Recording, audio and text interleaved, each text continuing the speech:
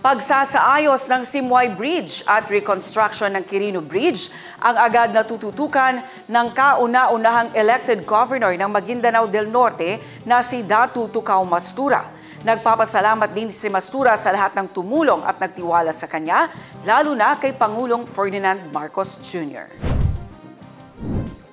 Tungkol naman doon sa priority concern ko na project,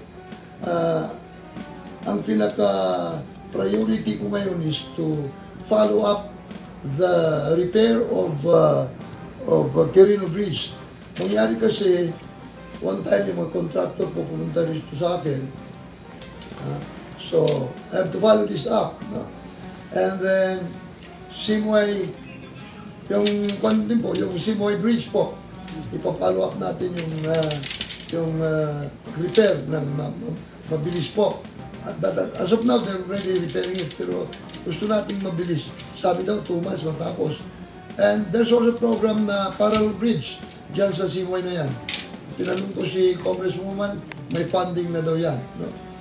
Tungkol naman doon sa lubak-lubak, I am appealing to the Regional Director of Public Works. Kung nakikinig ka, Director Basir, paki-repair po yung pakitanggal na lang yung espalto kasi anong nagpo-cost ng dyan, ng batch dyan, no? Madali lang yan, i-grade lang ninyo.